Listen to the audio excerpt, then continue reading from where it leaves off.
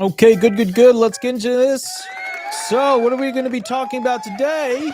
Well, very simply put, we're going to make this a quick video about what's happening to everybody's food stamps in every single state this week. Now, it is a spicy week. It is full of, let's just say, a lot of changes and upcoming movements that are going to be massively changing the future of food stamps as we know it. We are stuck right now between Schumer and Trump trying to have a battle. The Senate has just passed an agreement where they got enough Democrats on board to vote it through. Now it goes to the House, likely vote on Wednesday, which is going to be essentially one day longer than people really want to wait to see what the House is going to do. We expect the Supreme Court also to not be very aggressive with making rulings going forward with food stamps because they know if it goes through the House, and the bottom line is that Trump will sign it and it will continue forward. Now, there are four specific items that you need to know, and this video is specifically about this. What's going to happen to food stamps this week? Because it's either going to happen this week, and it's all going to come together, and everything's going to be greenlit, and everybody's going to get their full food stamps, and everything's going to go back online, or it's going to be a horrible cluster bleep situation. Here are four options that potentially could happen. That way you understand specifically what's going on.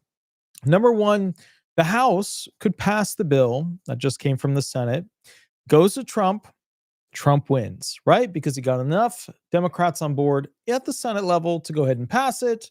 Obviously, this is a Trump win. He didn't get Schumer to bend a knee, but he still wins. Option number two, the House doesn't pass the bill. It's unlikely, but anything is possible. Senators would at that point lose their lunch. Schumer would then potentially win. We can expect this if basically Schumer and a lot of the Democrats somehow find a way to wiggle waggle some Republicans over to their side.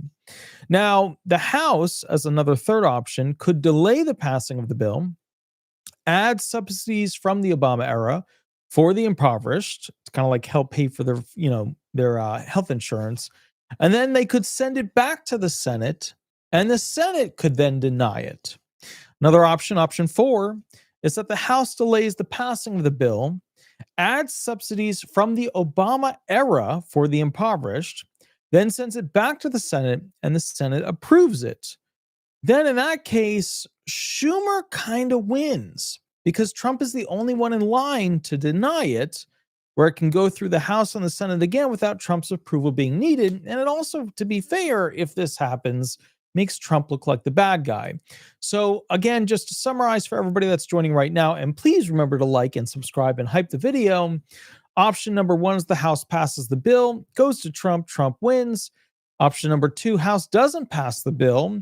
Unlikely, senators lose their lunch, they're upset about it, but Schumer wins that situation. Option number three is the House delays the passing of the bill, adds the subsidies from the Obama era for the impoverished, and then sends it back to the Senate, and the Senate denies it. That means Trump wins, kinda. Schumer wins, kinda. Nobody really wins with that situation. Option number four is that the House delays the passing of the bill, adds subsidies from the Obama era for the impoverished, then sends it back to the Senate, and the Senate approves it. Then Schumer wins because Trump is the only one in line to deny it, where it can go through the House and Senate again without Trump's approval being needed for passing.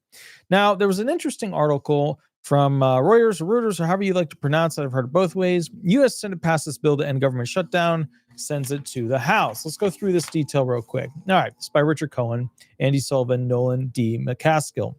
All right, the U.S. Senate on Monday, approved a compromise that would end the longest government shutdown in U.S. history, breaking a weeks-long stalemate that has disrupted the food benefits for millions.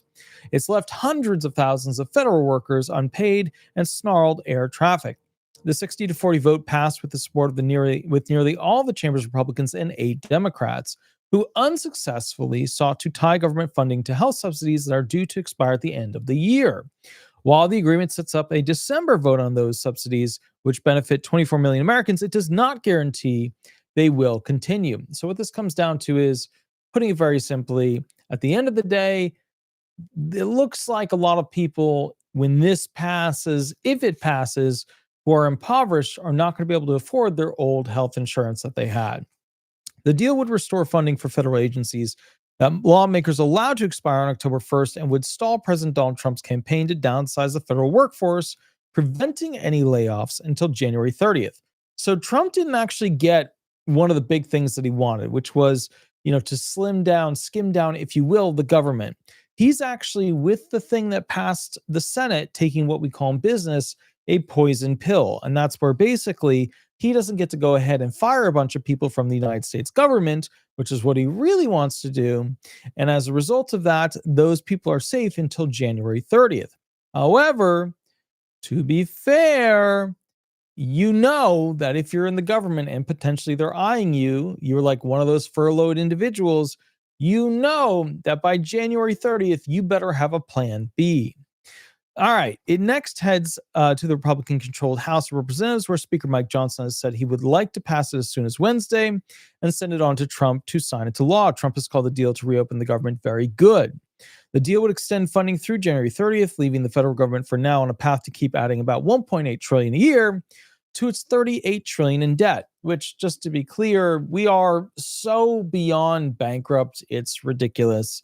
I don't know how we continue to allow ourselves to do this, but I mean, honestly, who's going to stop us? We're America. We have a giant military. Nobody's going to stop us. Coming a week after Democrats won high-profile elections in New Jersey, Virginia, and elected a Democratic socialist as the next mayor of New York City, the deal has provoked anger among many Democrats who note there's no guarantee that Republican-controlled Senate or House would agree to extend the health insurance subsidies. All right, so here's basically what you need to know.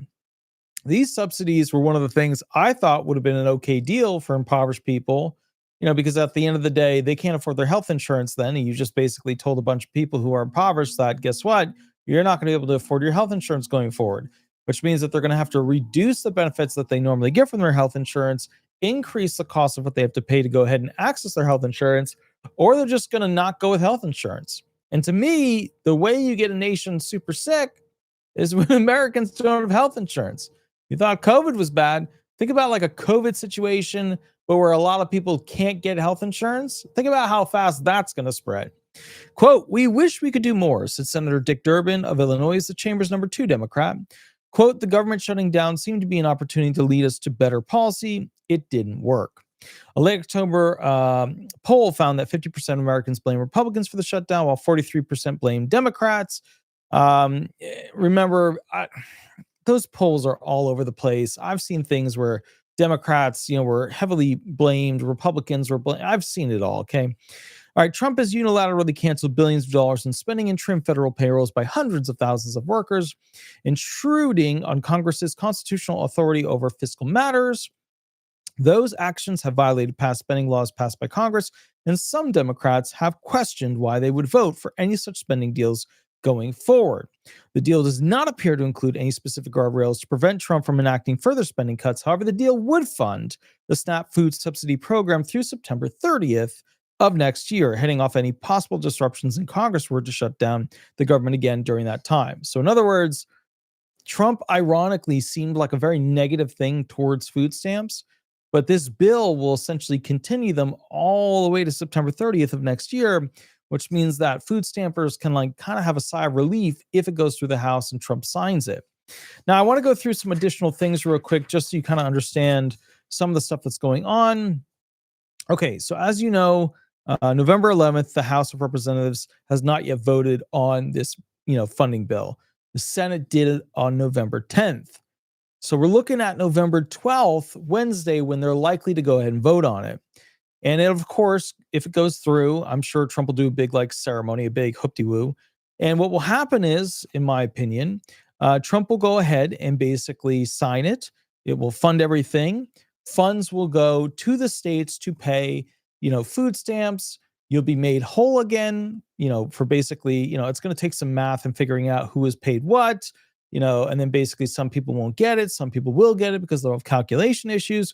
But the bottom line is, it is very likely that you will be able to get your food stamps all taken care of, not necessarily this week, but likely next week.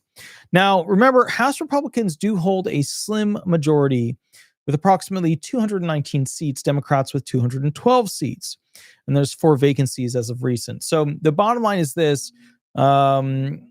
If this thing goes essentially to, basically the House, and the House has to go ahead and get a simple majority. Typically takes around 218 to go ahead and vote to make it through. That's required. Speaker Mike Johnson thinks he has a strong situation. He has confidence, but so long as every single Republican votes along the party lines, specifically for, basically this new bill that came from the Senate, then it will likely pass. But if you get one to a couple of Republicans, technically two, but it doesn't. If you get a couple of Republicans that don't vote for it, A, I would say, damn, this is spicy. B, I would say Schumer got to them somehow. I don't know. Money for a bigger vacation. I don't know. But if some of these Republicans pull back, it is going to be just, I don't even know. I honestly at this point, I hope it just passes. I'm at the point where I'm just like, just pass it. Democrats can argue for the subsidies a little bit down the line, but just pass it. But again, it only takes a couple Republicans in the House to not allow this situation to pass, okay? All right, President Trump has also endorsed the deal, so we know he's going to sign it if it goes through the House. But remember, the House can add little things in there. So they might add things that they pass, and they might try to send it straight to him without going back to the Senate. And, Trump has the right to go ahead and write in some restrictions himself with the signing of it. All right, here's the deal. All right, obviously, the House Democrats led by Minority Leader Hakeem Jeffries, they have vowed to oppose it. They're unhappy. They want immediate extensions of the Affordable Care Act premium tax credits, or else basically, you know what I mean? They're not going to put it through. But they don't have enough Democrats in the House to stop it if the Republicans party line the hell out of it. Now, let's just be very clear here. If passed, the bill would basically go to Trump for a signature, the reopening of the government after that. It's the longest closing, but then it would go ahead at, around, I'd say, what would it be? 43 days? No. Trump would need a day to sign. So let's say 44 days. So after 44 days of the government being closed, it would be the longest in the history of everything. Now, if the House passes the bill, Trump signs it, the SNAP program, obviously we call it food stamps for everybody that's not into the SNAP term, they'd get around $107.5 billion in mandatory funding for fiscal year 2026. That'll take you to the end of September. So, food stamps going forward, basically will be covered. And then obviously money will come to pay back essentially those food stamps for those who didn't get their full amount. And very few people got the full amount compared to how many Americans were supposed to receive it. But some states did back it. Okay. Now, I need to kind of tell you something real quick. All right. As a result of this whole thing, we are going to go through what's currently being done by each state. And, keep in mind, there's two potential options here. Option number one, each state will receive the money they need from the federal government if it passes the House and then Trump signs it to go ahead and pay out full food stamps. However, option two, which is pretty darn, option two is that it doesn't pass the House. And if it doesn't pass the House, it's bad. It is really, really bad. There are no more contingency funds available. Okay. Once again, there are no more contingency funds available to go ahead and pay for food stamps at all in December. And to be clear, the district judge is wrong. Circuit Court didn't really rule much. It's not the Supreme Court. At that point, the Supreme Court will have to step in as to what it thinks should happen with food stamps. However, remember, it's one of those things where Congress has to appropriate the funds to put them aside because of the Anti-Deficiencies Act. Congress has to vote in the money to be used. The Congress could do that at any point. They could pass a mini bill, a tiny little spending bill to go ahead and pay for food stamps. But as you've noticed, they don't like to do that. They want to bundle all their stuff and make it all come together as one. So that's the major problem. Once again, just to go through so you understand, food stamps are not a definitive constitutional right. That's like property rights, okay? That's like life, liberty, those types of rights. Then you have fundamental constitutional rights, which are like Second Amendment rights, free speech rights. And you have constitutional liberty interests, which are kind of like the right to marry, the right to raise your kids how you see fit. Then you have in statutory entitlements, right? That's where you have like Social Security. And then under statutory entitlements, you basically have, congressional discretion statutory entitlements, which are like your welfare programs. It's the stuff that people get a benefit from, but they didn't actually pay for. Then below that, you get, pure legislative stuff. You don't really have a vested interest. It's like one-time disaster relief stuff like that. So food stamps are not something you absolutely have a right to. They're not. They can put whatever restrictions they want them as long as they make sense within the court system and the limitations that they put on these things. But they can super limit them. They can't limit them, or they can limit them more than your Social Security benefits. So just to be clear, food stamps don't hold a lot of weight in the law when it comes to your rights. All right, so what have the current states done? Alabama allocated $2 million in emergency funds to 8 food banks, $3 million from the Department of Human Resources to the Feeding Alabama Network to support SNAP recipients. Applications are still being processed. Alaska, they provided up to $5 million per week in direct financial assistance to SNAP-eligible households for November. They've got $10 million for food banks and pantries if needed. Applications are still being accepted and processed. Arizona, benefits are suspended. Okay, allocated $1.8 million in state funds, $1.5 million to food banks, $300,000 for $30 fresh produce vouchers to SNAP households. Bottom line is they are directing recipients to go to the food banks to get their food. Next one, Arkansas. Benefits paused starting November 1st, allocated $500,000 to food banks networks with potential additional weekly funds, pushing recipients to local pantries and churches. So they didn't really do that much there. California. So the benefits were paused starting November 1st, but they did go ahead and pay out quite a few benefits. A lot of people got their full benefits at the location in California. Some people only got partial benefits, but remember, you got two things going on there. If you're, an American in the United States, a lot of you are not receiving food stamps. Millions of you are not receiving food stamps when you would expect them, because they changed the USDA math when calculating them as to who would get them during this whole 65% payout. And also the big, beautiful bill is basically coming into existence, and a lot of people are getting kicked off of the food stamp benefit train because they no longer are eligible. All right, so basically allocated $80 million to food banks, deployed the National Guard to assist with food bank operations and distributions. That's good. Colorado, they requested and then they approved $10 million from state reserves for food banks and pantries, part of a lawsuit against the USDA, which is basically what brought the Supreme Court into this whole thing. And they've done state funding. Overall, it was insufficient for the full offset, but they did pay a hell of a lot of people. Connecticut allocated $3 million in emergency funds to Connecticut Food Share for food banks. By the way, if something happened in your state that was in addition to this, please let me know in the comments. Please let me know in the chat. Delaware declared state of emergency. They've covered SNAP benefits weekly through November using state funds, about over $20 million so far monthly for around 60,000 households. District of Columbia, they are using local funds to cover November SNAP and WIC benefits, which is absolutely amazing. Part of a lawsuit against the USDA, which is now at the Supreme Court. Food banks are facing slashed funding amid high demand. And just so you know, the problem with the food banks is that they literally have to go to, just so that you're aware, they have to literally go to basically the grocery stores and buy the groceries, because the grocery stores are not donating the food right now because they know they can have the food pantries come and buy it at full retail as opposed to donating it for a reduced basically reduction on their taxes. Florida, benefits are not issued for the most part. No state emergency funding reported. Calls for a special session to fund SNAP benefits. Do they have the money? Potentially, but I think this whole thing's going to pass the House, and they're just waiting to see what will happen. Georgia, seeking over $60 million from state for program staffing. No direct emergency funding for benefits was reported, although I did see in some of the comments that people did receive their full benefits and some received partial benefits.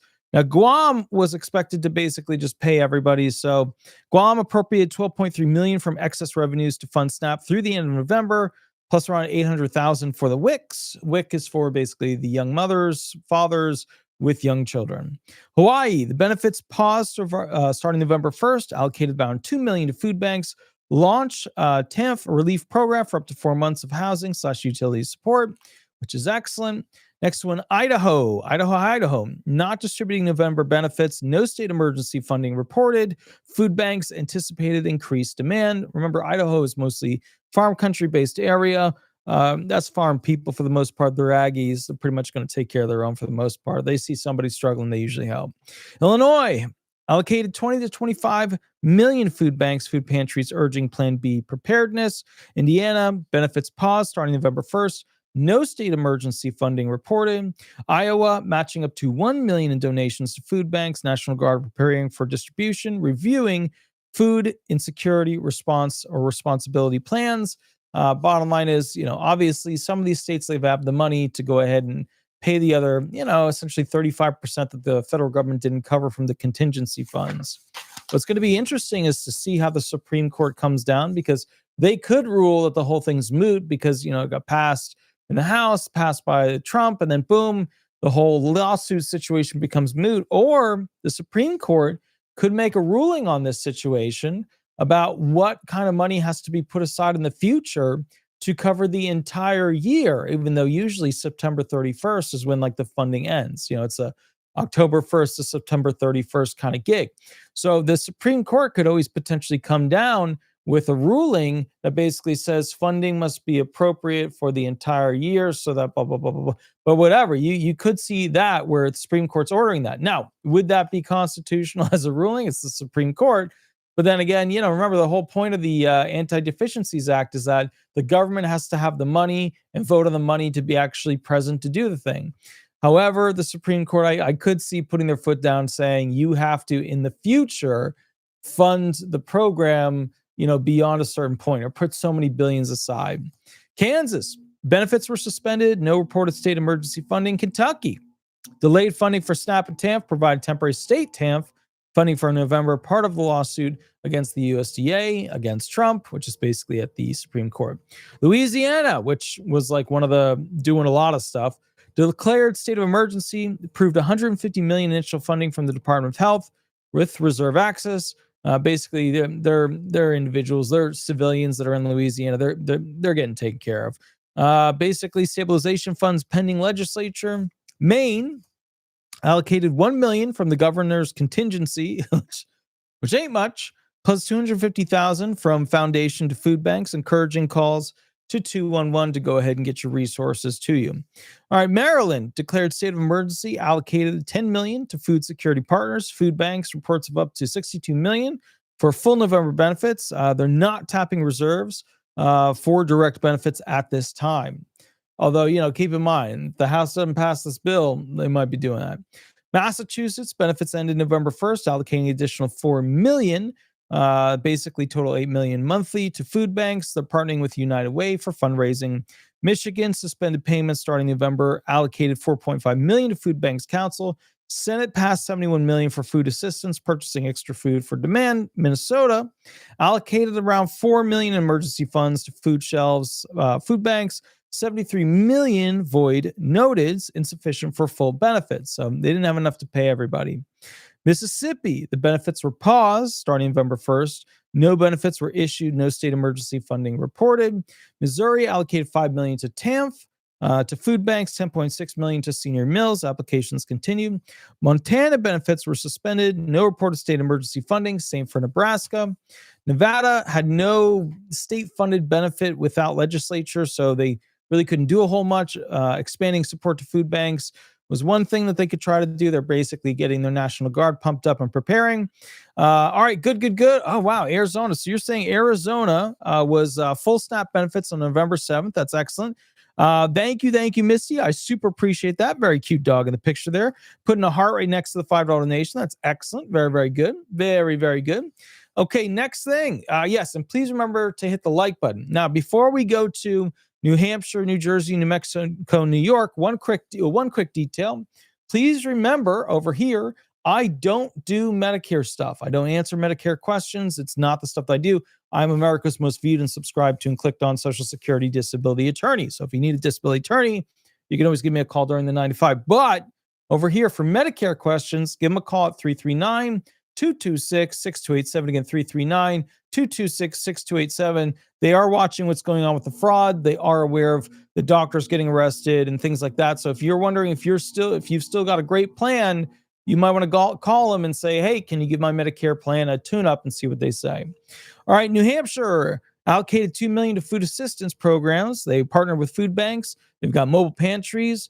New Jersey, benefits were paused starting November 1st. They've expedited over $42 million in grants to food banks, declared state of emergency. But basically, they're trying, is what it is. New Mexico allocated $30 million in emergency funds to EBT cards. Very good for the first 10 days of November. Emergency food plan with charities and schools. So they were kind of like a champion that did a lot of stuff for people. Now, remember, New York just went Democratic Socialist. So, you expect a lot from New York on this thing. All right, declared state of emergency, allocated over $100 million, $65 million new plus prior for emergency food assistance, pantries and agricultural products, Service Corps supporting food banks, exploring school meal take-home options. They added $15 million to pantries. So New York is pulling their weight. They're pulling their weight. North Carolina, nearly $18 million, basically to food banks. Part of Attorney General's warning to the USDA. About what's going on, how they need more. North Dakota allocated over $1.5 million. About 600,000 that went to WIC. Northern Mariana, I remember North Dakota. Sorry, it's very late. North Dakota doesn't have a lot of citizens, so that 1.5 million is actually a lot for them. Northern Mariana Islands requested 3.9 million emergency appropriations to sustain their NAP, which is their SNAP equivalent. For November, Ohio allocated up to 25 mil.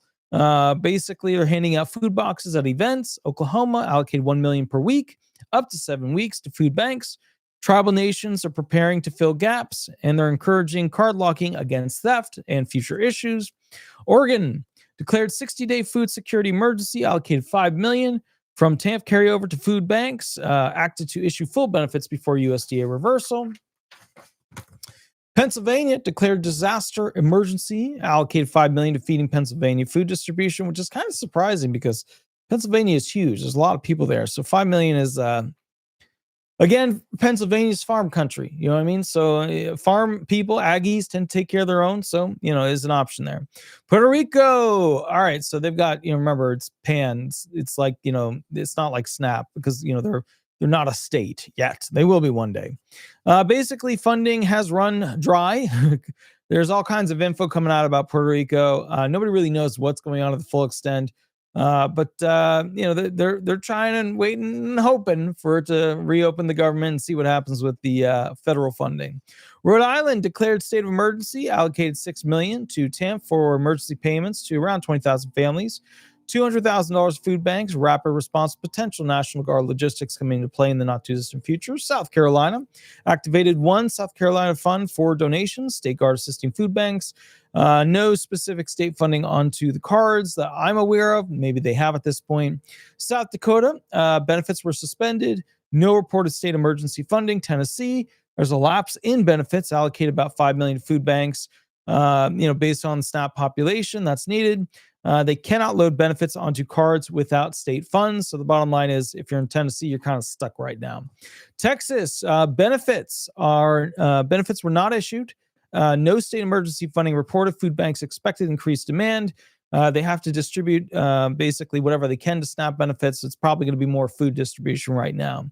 Utah is allocated up to $4 million, $500,000 right now, immediately though, to food banks. Pantries are seeing ramped up donations and basically demand, people showing up for them. Vermont approved $6.3 million for one-time 15-day benefits, 38,000 households via the EBT, plus $250,000 to food banks. So Vermont really came through. They have Bernie. Virgin Islands authorized $2.77 million for half of November SNAP benefits, so they covered. It is interesting to see how much these island nations have basically covered their populations, whereas all of these U.S. states are like, they're all over the place, but none of them are really that great. They're mostly a shit show, to be honest. Virginia declared state of emergency, launched VANA initiative for weekly state-funded benefits via EBT. About $37.5 million week through November, $1 million to food banks covering WIC, Virginia did a good job. Washington allocated about $2.2 million per week to food banks. Seattle authorized up to $4 million a month in assistance, part of Attorney General's letter to the USDA. West Virginia is matching up to $13 million in donations.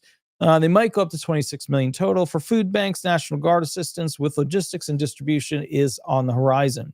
Wisconsin declared state of emergency against price gouging, no direct funding without legislators, so they can't really do anything. And they are encouraging contact with Congress, but basically they're just not doing much. Wyoming declared public welfare emergency, authorized up to $10 million to charities and churches with food banks. Now, just to go back to the original theme here, please remember to like and subscribe. Here are the 4 options of what can happen essentially over the next 2 days. Number 1, the House passes the bill, goes to Trump, Trump signs it, Trump wins. He beat Schumer. Schumer didn't really take a knee, but he still got what he wanted.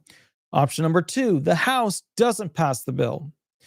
And this might be an unlikely, although, is it unlikely though? Because at the end of the day, like, you only need a couple Republicans to go the Democrat side. And I mean, the Democrats are pissed. They are pissed right now. They might be able to sway a couple Republicans and then this thing dies in the House. Anyways, House doesn't pass the bill. Senators lose their lunch over it. Schumer then wins. Trump gets angry. Option 3, House delays the passing of the bill, adds subsidies from the Obama era for the impoverished, then sends it back to the Senate, and the Senate denies it. Number 4, House delays the passing of the bill, adds subsidies from the Obama era for the impoverished, then sends it back to the Senate, and the Senate approves it. Then Schumer wins because Trump is the only one in line to deny it, where it can go through the House and Senate again without Trump's approval being needed, in which case Schumer wins, Trump loses. A lot of options here. Now, with that said, we're going to find out Wednesday what's going to happen. Very likely. Wednesday is going to tell us what the House is going to do. If they get enough yays over the nays, which means, you watch it. You watch them go up and give their vote and yada, yada, yada. The point is, if they get enough yays, then food stamps are going to be turned on real quick. Trump then magically, who wasn't really the hero of food stamps here, he's kind of like the archetypal... He was not the hero in this. But bottom line is this. Trump will then, at that point, to be fair, go ahead and, basically become the hero of getting the government back on and the food stamps back on, which is always amazing to me because Trump just he does a lot of stuff that like a corporation would do that are like, ooh, they're going to cut that. Ooh, they're going to fire those people. But then somehow at the end of it, it does roll into his favor. It's got that Teflon Don thing going on. I'm always amazed by that because, remember, it wasn't too long ago that he was on Air Force One talking to, essentially the news people, outside that door. And he's going, remember, most of these food stamp recipients, these food stampers are Democrats. And he's not wrong. It's not wrong. A lot of food stampers are Democrats. It is what it is. But he's got quite a few that are Republicans too. But, clearly he's very aware of who votes for him. He knows the middle class, upper class are really more his gig. So it is very interesting to see what's going to happen. All right. With that said, Attorney Walter Hnot, please remember to like and subscribe. I'm not going to be going live tonight. It's obviously way too late. I'm not doing an additional video, but I will catch you a little bit later. Please remember to sleep well. And also, if you enjoy these videos, head over to Google, type in Disability Resolution Law Firm. Throw disability resolution into Google, throw some stars up there. I always appreciate that. We will go live probably tomorrow. If you do need a private consultation, though, there's a 30-minute and 1-hour option mini contract below. I'll catch you a little bit later. Please remember to have a wonderful night, and we will rock and roll from there. Thank you so much. Bye-bye, everybody. Bye-bye.